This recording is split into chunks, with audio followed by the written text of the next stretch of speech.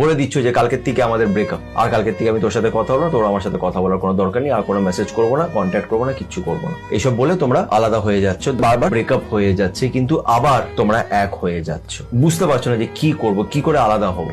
সাথে থাকলে অনেক সময় ঝগড়া হচ্ছে, মেবি তোমাদের পরিস্থিতিটা ফেভারেবল নয়, মানে এমন কোনো সিচুয়েশনে তোমরা আছো যেখানে হয়তো তোমরা এক হতে পারবে না, তোমরা ভবিষ্যতের কথা ভেবে এখন থেকেই আলাদা হয়ে যেতে চাইছো, কিন্তু আলাদা হতে পারছো না। কেন হচ্ছে এরকম, আর কি করা উচিত? একটা জিনিস বুঝতে হবে, একটা মানুষ যে তোমার জীবনে এসেছে সে তোমার মর্জিতে আসেনি, তাকে পাঠানো হয়েছে। সে যখন যাবার সে তখন চলে যাবে, তুমি যতই চেষ্টা করো না তাকে আটকাতে পারবে না। আর তার যতক্ষণ না যাওয়ার সময় এসেছে তুমি যা ইচ্ছা করে নাও, তোমরা আলাদা হতে পারবে না। সাধারণত যেটা পাস্ট লাইফ কানেকশন হয় সেটা এইভাবে আলাদা হয় না। একটা মানুষ, যে মানুষটা হঠাৎ তোমার জীবনে এসেছে, সে এসেছে তোমার জীবনে কিছু চেঞ্জেস আনার জন্য, যে কিছু পজিটিভ পরিবর্তন আনার জন্য এই মানুষটা তোমার জীবনে এসছে। তোমার কর্মের অনুযায়ী সে মানুষটাকে তোমার ভাগ্যে যত দিনের জন্য লেখা হয়েছে সে তত দিনের জন্য তোমার ভাগ্যে থাকবেই। কোনো সময় কোনো রিলেশনশিপকে জোর করে কন্ট্রোল করার চেষ্টা করো না, জোর করে ওটার মধ্যে